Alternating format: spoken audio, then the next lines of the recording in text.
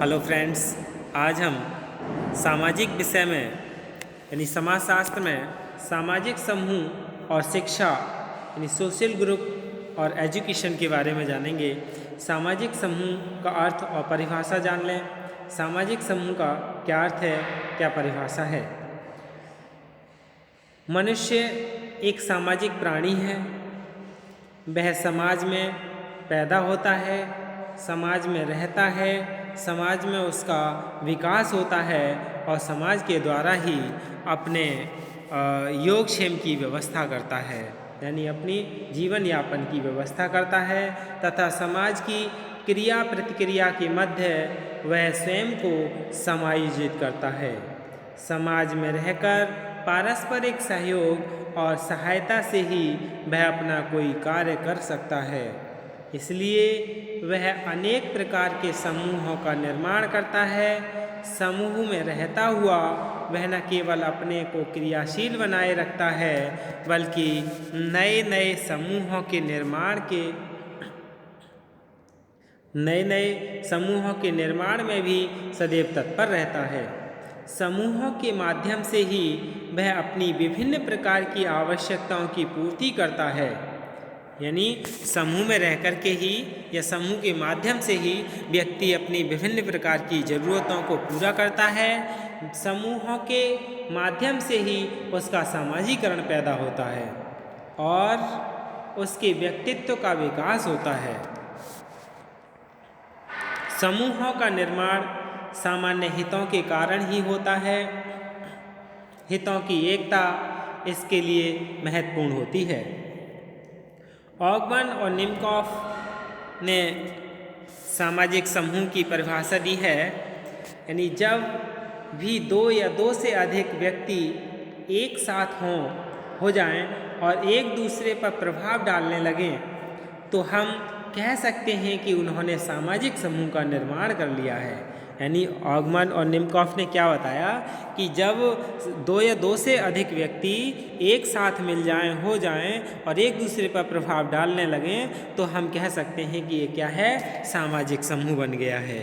Whenever two or more individuals come together and influence one another, they may be said to constitute a social group। MacIver और page के अनुसार समूह में से हमारा तात्पर्य व्यक्तियों के किसी भी ऐसे सम्मिलन से है जो एक दूसरे के साथ हैं, सामाजिक संबंध स्थापित करते हैं। By group we mean any collection of human being who are brought into social relationship with our another. अब हम सामाजिक समूह की परिभाषा के बाद सामाजिक समूह की विशेषताएं जान लें। यानी ये जो परिभाषाएं जानी थी इनसे क्या निष्कर्ष निकलता है, हम कह सकते हैं कि जब दो या दो से अधिक व्यक्ति कुछ निश्चित उद्देश्यों को लेकर परस्पर सामाजिक संबंध स्थापित करते हुए निरंतर एवं स्थायी अंतःक्रिया करते हैं तब उसे समूह कहते हैं। समूह में व्यक्तियों के मध्य प्रत्यक्ष या अप्रत्यक्ष संपर्क, भौतिक समीपता, सामान्य वफादारी और समान हित होते हैं और वे गहरे संबंधों में बंधे हुए रहते हैं। सामाजिक समूह की विशेषताएं क्या हैं? Characteristics of social group. समूह में दो या दो से अधिक व्यक्तियों का प्रत्यक्ष या अप्रत्यक्ष संपर्क होता है। प्रत्येक समूह की एक निश्चित संरचना या ढांचा होता है, अर्थात उसके नियम, कार्यप्रणाली, पद, भूमिकाएं, अधिकार, कर्तव्य ये सभी कुछ निश्चित होते हैं। यानी सभी के क्या है, संरचना और ढांचा कुछ निश्चित होते हैं। और समूह में एकता और जागरूकता होती है। समूह में क्या होता है, एकता और जागरूकता होती है। समूह के सदस्यों में परस्पर सहयोग और सहानुभूति की भावना पाई जाती है। यद्यपि समूह के सभी सदस्य किसी न किसी उद्देश्य के कारण पारस्परिक रूप से बंधे होते हैं, फिर भी इस उद्देश्य को प्राप्त करने के लिए समूह के सदस्यों में कार्य का विभाजन कर दिया जाता है।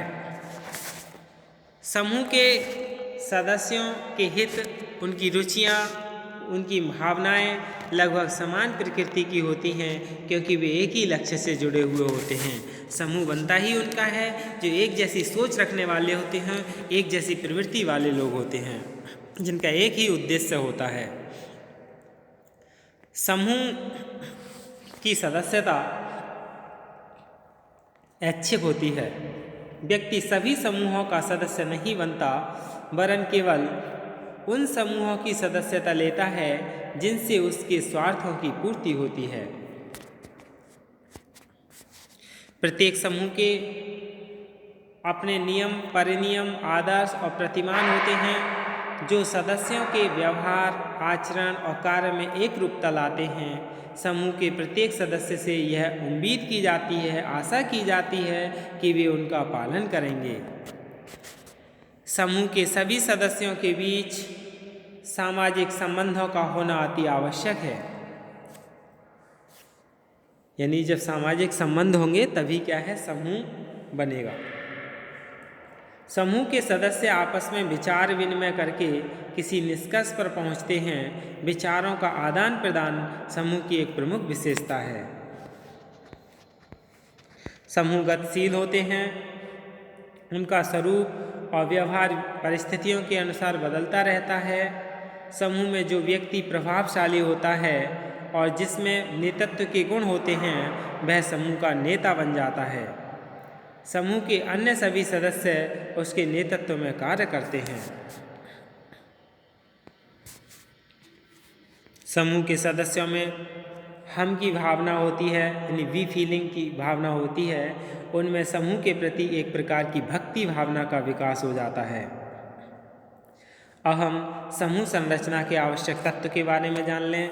Main element of group structure, समूह का आकार। समूह की संरचना का प्रथम तत्व उसका आकार है। यह उसकी सदस्य संख्या पर निर्भर करता है। कुछ समूह बड़े होते हैं जिनकी सदस्य संख्या अधिक होती है, और कुछ समूह छोटे होते हैं जिनकी सदस्य संख्या कम होती है। फिर है समूह के पदक्रम। समूह में प्रत्येक सदस्य की एक विशेष स्थिति और प्रतिष्ठा होती है, जिसके अनुरूप ही उसके कार्य और उत्तरदायित्व निर्धारित किए जाते हैं। जिन सदस्यों की स्थिति और प्रतिष्ठा उच्च होती है, समूह में उनके कार्य और उत्तरदायित्व भी बड़े और महत्वपूर्ण होते हैं, तथा जो सदस्य साधारण स्थिति वाले होते हैं, उनके कार्य और उत्तरदायित्व भी साधारण होते हैं।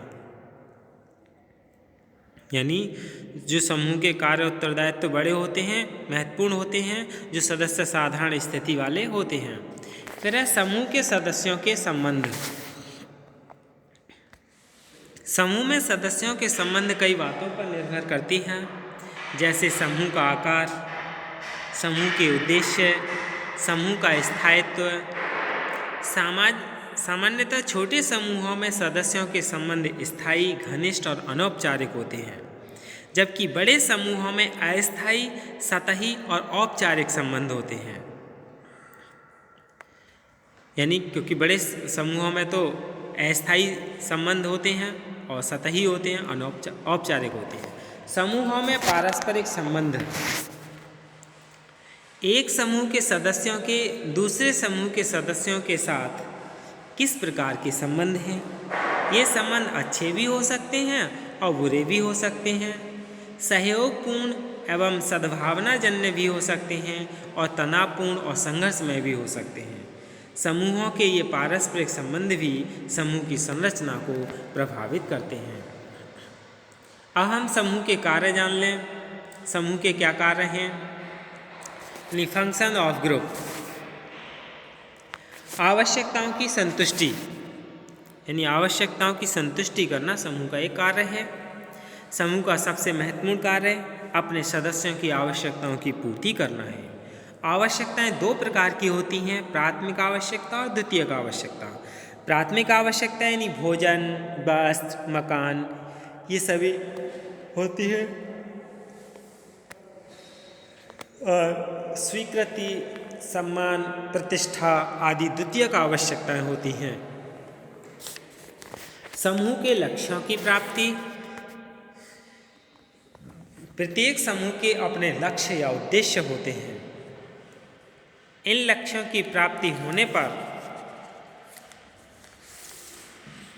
ही समूह के सदस्यों की आवश्यकताओं की पूर्ति होती है, उनको लाभ प्राप्त होता है, वह उनका कल्याण होता है।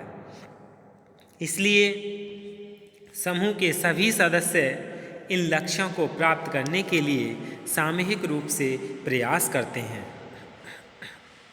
सूचनाओं को उपलब्ध कराना, यानी सूचनाओं को उपलब्ध कराना समूह का एक महत्वपूर्ण कार्य है। अपने सदस्यों को समूह के लक्ष्यों व अन्य बातों से संबंधित सूचनाएं उपलब्ध कराना है। रॉबिन तथा रूबिन के अनुसार समूह अपने सदस्यों को बहुत महत्वपूर्ण सूचनाएं प्रदान करता है। कुछ सूचनाएं अति संवेदनशील तथा प्रतिबंधित स्वरूप की होती हैं। ये सूचनाएं व्यक्ति को तभी प्रदान की जाती हैं जब वह समूह की सदस्यता स्वीकार कर लेता है। फिर है समूह की विचारधारा का संरक्षण। प्रत्येक समूह की अपनी विचारधारा होती है, अपने आदर्श, मूल्य व प्रतिमान होते हैं। समूह का कार्य अपनी विचारधारा को, अपने आदर्शों, मूल्यों और प्रतिमानों को कायम रखना है, उनको सुरक्षित रखना है। समूह के सभी सदस्य इस विचारधारा, इन मूल्यों, आदर्शों और प्रतिमानों पर विश्वास रखते हैं और इनको अपने जीवन में अपनाकर इनके अनुसार कार्य करते हैं। फिर है सामाजिकरण में सहायता। समूह का कार्य व्यक्ति के सामाजिकरण में सहायता करना है। सामाजिकरण के द्वारा ही व्यक्ति समाज की परंपराओं, समाज की स्वीकृत ढंगों, समाज के आदर्शों, सांस्कृतिक विशेषताओं आदि को सीखता है, सामूहिक उत्तरदायित्व की भावना को अपनाता है और अनुकूलन करने की क्षमता का विकास करता है। फिर है व्यक्तित्व के विकास में सहायता। समूह का एक कार्य अपने सदस्यों के व्यक्तित्व के विकास में सहायता करना है। समूह विभिन्न क्रियाओं के द्वारा अपने सदस्यों के अंदर मानवीय गुणों, प्रेम, सहयोग, सद्भावना, बंधुत्व, त्याग आदि का विकास करते हैं, उनकी कार्य क्षमता को बढ़ाते हैं और उनको मनोवैज्ञानिक सुरक्षा प्रदान करते हैं। यही क्या है, सामाजिक समूह की विशेषताएं, आवश्यक तत्व और कार्य हैं। धन्यवाद।